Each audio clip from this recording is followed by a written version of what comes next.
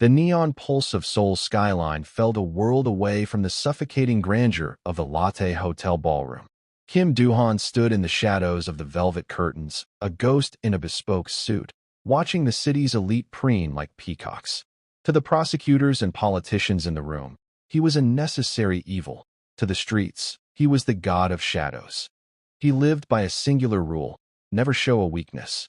Yet, his gaze never drifted far from the small, silver-haired woman sitting confused at table 12. His mother, Young Mi, was a porcelain doll in a room full of hammers, her mind fraying at the edges from a fading memory she couldn't catch. Among the sea of masks and silk, Wendy Jackson moved with a quiet, practiced grace. Her waitress uniform was starched and anonymous, her face a mask of professional neutrality. She was used to being invisible, a black woman in a society that often looked through her, but she saw everything. She saw the way the guests sneered when Young Mi's hand trembled. She saw the predatory glint in the eyes of Park Ji-soo, a socialite whose heart was as cold as the diamonds on her neck. Do-han watched as his mother reached for a glass of water, her movements jerky and uncertain. He felt a tightening in his chest, a rare spark of humanity he usually kept buried under layers of ice. He didn't move. He wanted to see who in this room of saints would help a woman losing her grip on reality. But as Young Mi's elbow caught the edge of a wine flute, sending a river of crimson across Jisoo's white silk gown, the room went silent. The predator had her prey, and the Shadow King waited to see if anyone would dare to stand against the storm. The silence that followed the shatter of glass was more deafening than the gala's orchestra. A dark, visceral crimson bloomed across Park Ji-soo's pristine white silk gown like an open wound. Young Mi stood frozen, her hands trembling against her chest, her eyes wide and clouded with the fog of a memory she couldn't grasp. I'm sorry," she whispered, her voice small and cracking. The floor it moved. Jisoo's face contorted into a mask of pure, aristocratic fury. She didn't see an elderly woman struggling with a fading mind. She saw a ruinous stain on her reputation and her $5,000 dress. "Do you have any idea who I am?" Jisoo hissed, the sound cutting through the ballroom like a serrated blade. "You senile old bat. You've ruined this night." The elite of Seoul instinctively drew back, forming a circle of judgmental silence. No one moved to help. No one offered a napkin. They watched with a morbid, detached curiosity, waiting for the humiliation to reach its peak. Jisoo reached out, her manicured fingers gripping Young Mi's frail wrist with bruising force. "Kneel," Jisoo commanded, her voice trembling with rage. "Pick up the glass. Clean this off my shoes with your hands so everyone can see exactly what a clumsy dog you are." Young Mi's bottom lip quivered as she began to sink toward the floor, her dignity slipping away in front of the city's most powerful people.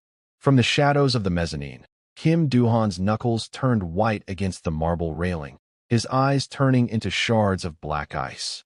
He waited, his heart a ticking time bomb, watching for a single soul in that room of wolves to prove they were human. The descent of Young Mi toward the floor felt like a slow-motion collapse of everything decent in the room.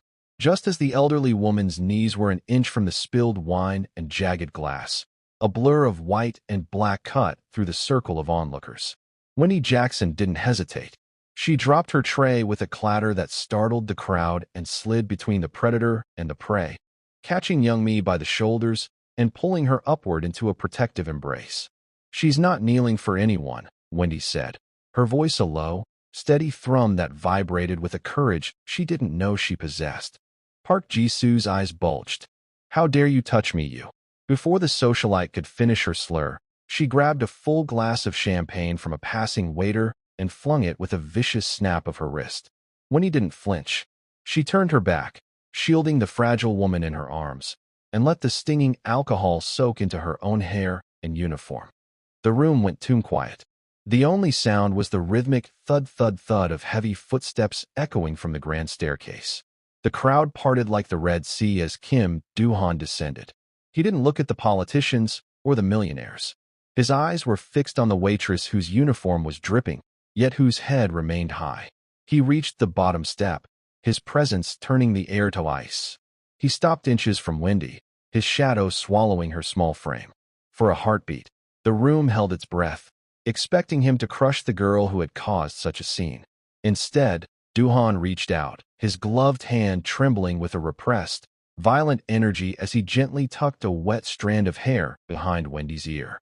"You," he rasped, his voice a dangerous whisper. "You are the only person in this room who is not a ghost." The following night, the rain drummed against the thin, corrugated roof of Wendy's tiny apartment in the shadows of the Gyeryong district. Inside, she was tending to a burn on her arm from the previous night's chaos when a black sedan, sleek as a predator, pulled onto the curb. The air in the room seemed to vanish as Kim Duhan stepped through her door, his presence turning the cramped space into a royal court. He didn't look at the peeling wallpaper. He looked at the woman who had stood where kings had crumbled. Without a word, he placed a heavy, linen-bound folder on her small wooden table. Inside was a contract for 10 million won a month, more than she earned in 3 years. "My mother hasn't stopped asking for the angel in the white apron," Duhan said, his voice a low rumble against the thunder. "I don't need a nurse. I need a shield. Someone who doesn't see a paycheck when they look at her, but a person." Wendy looked at the ink, then at the man whose hands were stained with the city's secrets. It was a lifeboat, but one that sailed on blood. "If I sign this," she whispered, "what am I becoming?" "Mine," Duhan replied. "An untouchable."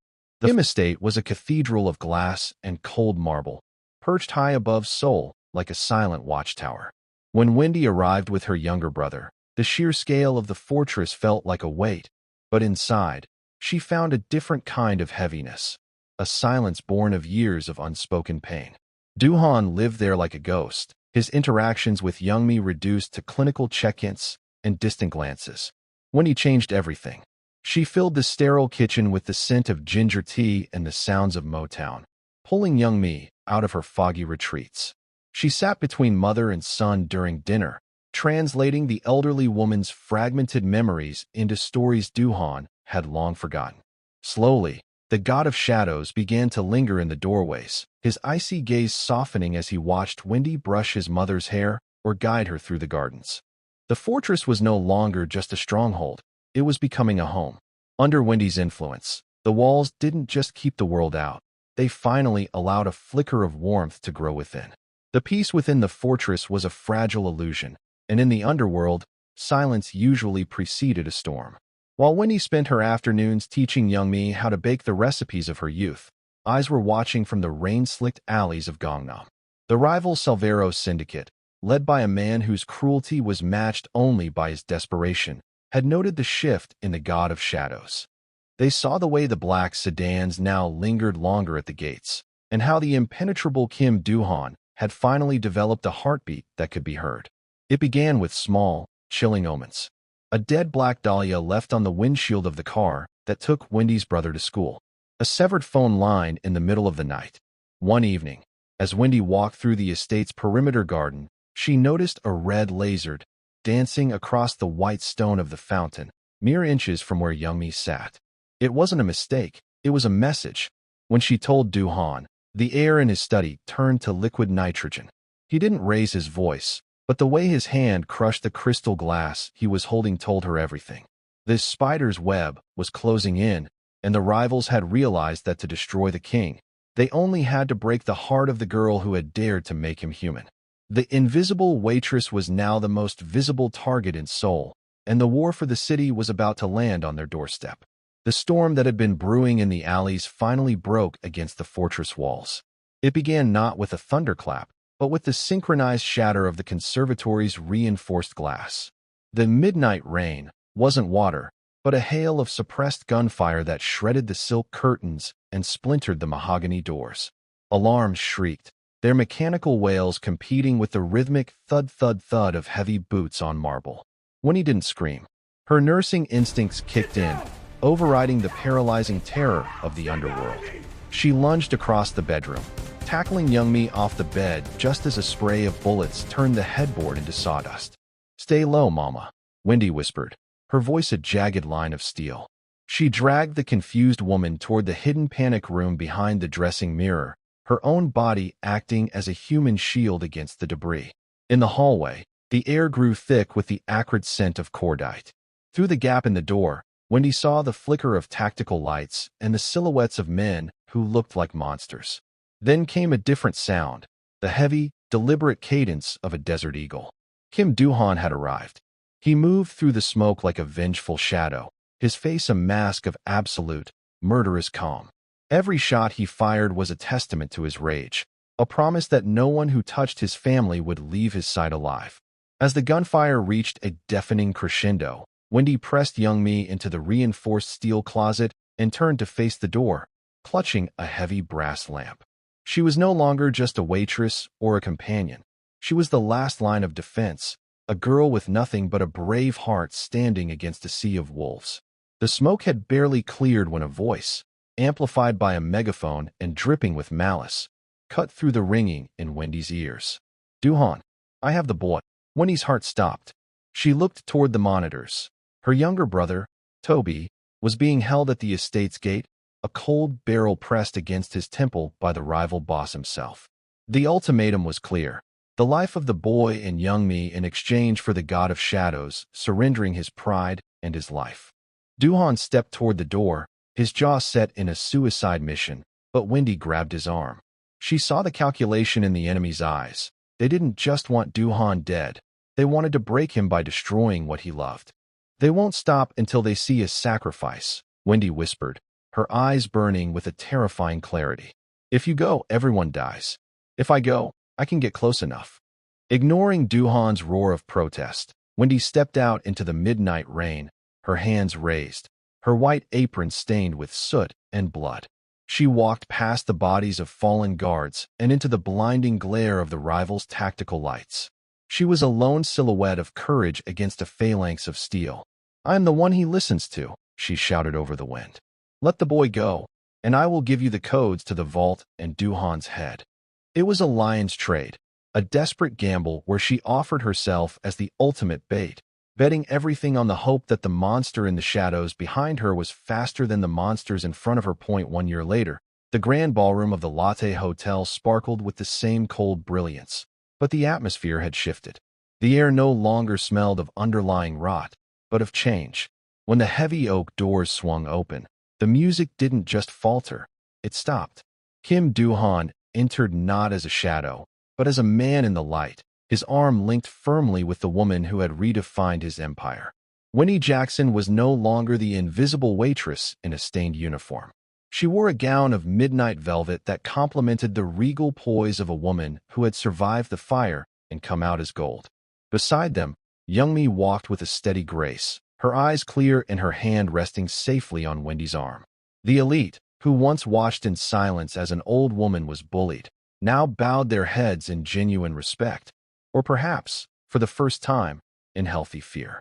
They walked directly to table 12, the site of the previous year's humiliation.